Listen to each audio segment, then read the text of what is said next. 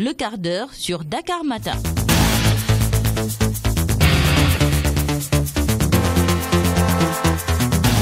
Le quart d'heure sur Dakar Matin.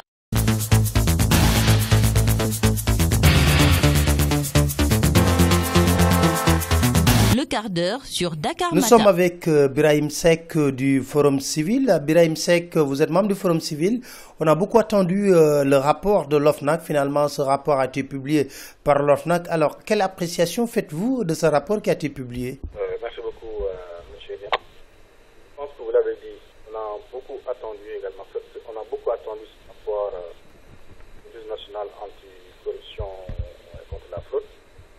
J'entends les journalistes, que ce soit les journalistes, que ce soit les observateurs, poser la question de savoir pourquoi le rapport de l'OFNAC n'a pas été publié. Je pense que cette publication est à saluer pour le mettre également sur le compte des félicitations. Rappelez-vous déjà au Sénégal en 2003, on avait une commission nationale de lutte contre la corruption, la concussion et la non-transparence. Cette commission, dans cette loi 2003, avait bel et bien les pouvoirs, les prérogatives de publier des rapports. Cette commission ne l'a jamais fait. Et si aujourd'hui on a une commission nationale de lutte contre la corruption qui prend l'initiative, en se conformant à la loi, de publier un rapport de son activité, de publier également des rapports par rapport aux enquêtes qu'il a eu à faire sur la base de saisine des citoyens sénégalais, on ne peut que s'en féliciter. Et demander à tous les Sénégalais également d'accompagner cet office dans le combat de la transparence et surtout la réduction des comptes. Mais nous avons vu par rapport à l'accueil qui a été réservé par beaucoup de personnes qui ont été épinglées qu'ils ont pratiquement déchiré ce rapport en disant qu'il n'a pas respecté le principe d'un pré-rapport pour une procédure contradictoire. Quelle réaction ça vous inspire? Tout d'abord, je pense que sur est-ce qu'il y a un pré-rapport ou pas, il appartiendra à l'OFNAC d'y répondre. Mais par rapport à ce qui a été avancé hier par un ministre, je pense que sur l'obligation de réserve, mais également la publication du rapport. Sur ce, l'OFNAC n'a fait que respecter la législation.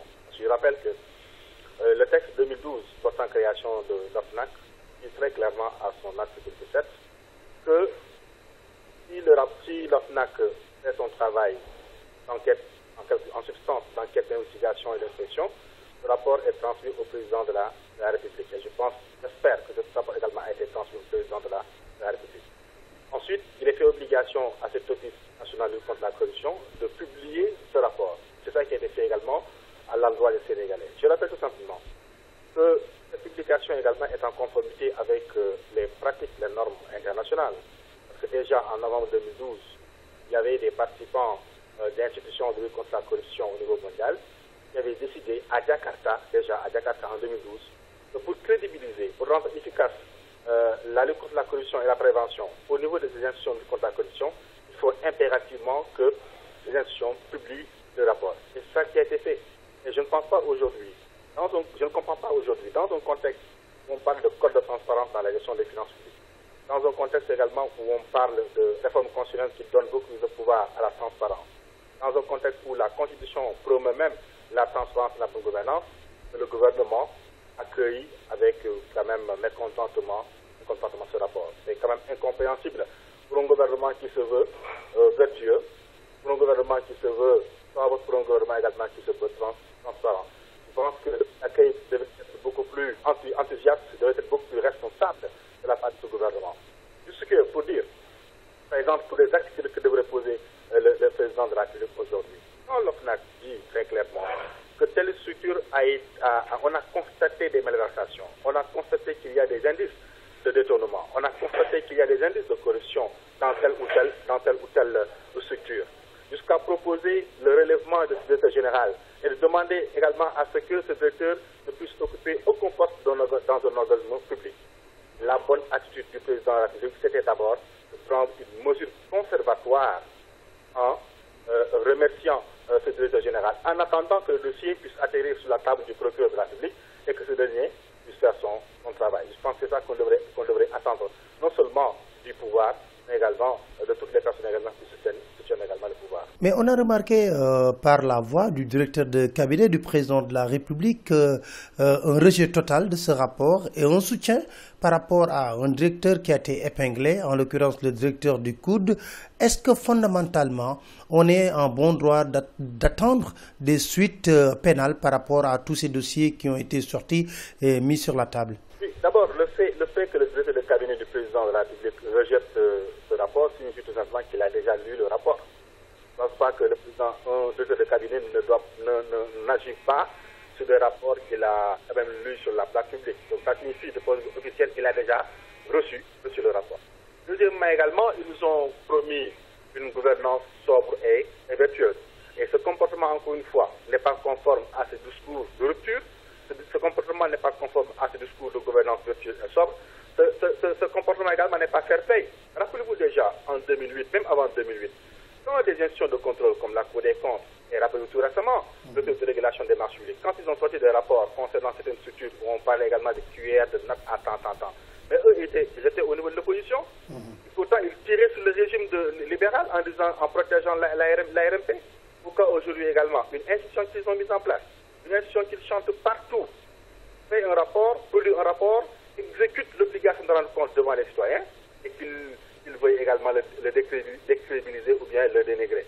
Je pense que ce n'est pas une attitude responsable, à mon avis, de la part de hauts responsables de ce pays. Alors, on a vu également un dossier que vous avez porté à bras le corps, c'est l'histoire de Petrotim avec Aliou Sall.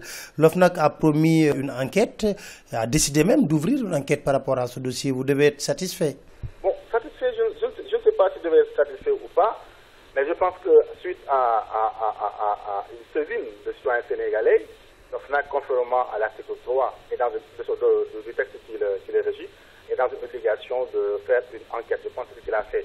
Et les Sénégalais, quand même, ont besoin de savoir quel est le rôle que Petrotim Sénégal, dirigé au Sénégal par le président M.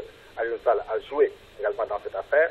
Quel est le rôle également, le lien entre Petrotim Limited et Timis Corporation. Comment se fait-il que Petrotim Limited bénéficie d'un contrat d'exploitation, d'exploration de pétrole au niveau de Kayar et de Saint-Louis, puisse transférer aussi facilement 90% à Timis Corporation et ce dernier également puisse le vendre 60% à hauteur de 200 milliards de francs CFA. Je pense que c'est très facile. À partir d'un décret, vous gagnez 200 milliards de francs CFA. C'est très facile. Et je dis encore une fois, ce sont les 60% qui coûtent 200 milliards de francs CFA. Et je me demande combien coûtent les 90%.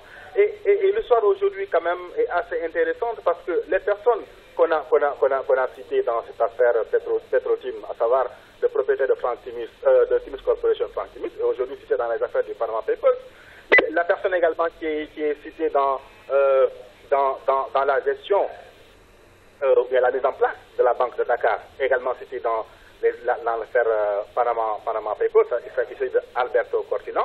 Je pense qu'il y a des choses intéressantes qui vont venir. Et ce qu'on n'a pas dit jusqu'à présent, c'est que Petrotim Limited n'a jamais été l'entreprise ou bien l'entreprise qui a initié une exploration ou bien une recherche de pétrole au Sénégal. L'entreprise qui explorait également ce pétrole s'appelait Tullow Oil. Comment est-ce qu'il a été évincé? Comment on l'a écarté? Je pense que l'enquête de l'OFNAC également pourra nous donner des réponses à cette question. Et plus également, on aura besoin de savoir certains biens qui sont achetés, les maisons, par quel compte également cet argent a pu transiter. Alors, Birahim Seck, une dernière question, c'est celle relative à ce que nous avons constaté un peu, certaines institutions qui sont épinglées, qui ne payent pas les impôts. L'Assemblée nationale, on a parlé également du Conseil économique et social et environnemental. Que vous inspire tout cela? Oui, ce qui m'inspire, c'est à deux niveaux. Au premier niveau, moi, vraiment, je suis peiné pour les députés. Parce que je sais qu'il y a certains députés qui sont vraiment innocents dans ce dossier. Mais le problème fondamental tourne autour du reversement de ces impôts. Parce que le député, on lui fait simplement une retenue à la source. Il n'est pas censé savoir si c'est versé ou pas. Mais non, les responsables, l'administration nationale, dirigée par le président national, qui verse également ces impôts-là, je pense que c'est lui qui doit rendre compte. Et moi, j'ai demandé à ce que ce président également puisse, pour la dignité des députés, pour l'honneur des députés, pour l'honneur de l'Assemblée nationale, pour l'honneur de cette institution quand même assez importante, que le président de l'Assemblée nationale démissionne, au même titre également que le questeur. Et c'est ça également qu'on attend au Sénégal. De cette même manière également, les Sénégalais auront besoin de savoir, M. Niang, ce qui est arrivé à l'Assemblée nationale pour les impôts, auront besoin également de savoir comment est-ce qu'on a utilisé l'argent des Sénégalais dans cette affaire qui a défrayé la commune, l'affaire Bictogo. Je pense qu'on a besoin de le savoir. Si vous regardez bien, il y a 3 éléments qu'il faut mettre en condensé. Le premier élément, c'est le communiqué du ministre des Finances. Le second élément, c'est la sortie de M. Bictogo. Le troisième élément, c'est également la sortie de M. le directeur de cabinet du président de la République hier dans une télévision. Si on comprime également ces 3 institutions, on dira d'abord que le droit n'a pas été respecté, contrairement à ce qui a été dit dans le communiqué, parce que le contrat n'a pas été attribué selon les règles prescrites par le Code des marchés de 2011, c'est-à-dire l'article 81 du Code des marchés. Aucune de ces conditions n'a été respectée. Deuxièmement également, on se rend compte qu'il y a un préfinancement. D'après le ministre, ce qui est scandaleux, ce qui est inacceptable, ce qui est inimaginable dans une république qui se respecte, et non dans une république banabana, comme il a présenté également le dire hier le ministre du cabinet du président de la République. Dans une république qui se respecte, il est inacceptable qu'on signe un contrat de concession, de production, un contrat de concession pour la production du visa. C'est ça l'objet en réalité. Contrat de concession de production du visa. On nous dit que M. Bictogo a préfinancé à hauteur de 9 milliards pour acheter des véhicules et également réhabiliter des postes de police. 400 véhicules. Alors que l'objet du contrat, c'était la production de visa. Ça, c'est ce qu'on appelle un détournement d'objectif, un détournement de procédure. Mais encore, ce qui est également scandaleux. Mais M. le ministre également du cabinet du président de la République ne doit pas sans cesse ignorer qu'en finance publique, il y a ce qu'on appelle le principe de l'universalité, le principe de la non-compensation. C'est-à-dire, toutes les recettes et toutes les dépenses doivent figurer dans une loi de finances de l'année. Comment fait-il que un citoyen sénégalais qui existe un contrat illégalement attribué puisse également préfinancer un contrat de véhicule dans un contrat de concession de visa? Et encore, et encore, et encore. Ils ont dit qu'il a fait un investissement de 2 milliards. Mais quel 2 milliards? Investissement par rapport à quoi? Parce que si vous lisez un peu l'interview que M. Bictogo également a accordé en journal, il a dit très clairement que lui, il détient une machine ou bien un système de production de cartes numérisées, de documents numérisés, qui peut produire 30 000 cartes, 30 000 unités par heure. Il détient cette unité en Côte d'Ivoire. Mais comment peut-on déterminer également disposer de cette machine et dire qu'on a investi? On a investi par rapport à quoi? On a investi par rapport à quoi? Et je pense également ici, le gouvernement devrait faire une autre sortie pour nous, dire exactement quelle est la nature de ces investissements. Troisième chose, monsieur Niang, mais c'est par rapport à des questions qui n'ont pas été répondues ni par le ministre du cabinet du président de la République, ni par Bictogo, qui n'a pas également été révélé par le communiqué. C'est le montant que M. Bictogo, ou bien le montant que la société Sendai a reçu entre septembre 2012 et le 1er mai 2015, c'est-à-dire la date de rupture également de ce contrat. Quel est le volume, combien cette entreprise a reçu comme argent, comme fonds? Et quatrièmement, M. Niang, dans le cadre d'un contentieux à l'amiable, on est dans un État qui se respecte. Il faut impérativement, selon les textes, que l'agent judiciaire de l'État soit impliqué. Est-ce qu'il a été impliqué? Est-ce qu'il a signé? Je pense que c'est autant de questions sur lesquelles le gouvernement devrait nous apporter également des réponses. Mais sorti dans les des télés, oui, l'État c'est un État qui fait c'est un État banabana. Je pense que ça c'est pas un responsable. Et c'est pas ça qu'on attend également de l'État. Et c'est pas ça également qui constitue une rupture dans une république. Monsieur Birahim Seck, je vous remercie. Je rappelle que vous étiez notre invité dans le quart d'heure sur votre site dakarmatin.com. Merci beaucoup. Le quart d'heure sur Dakar Matin.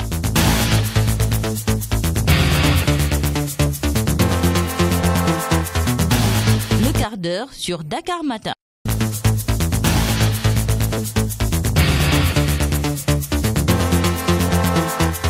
Le quart d'heure sur Dakar Matin.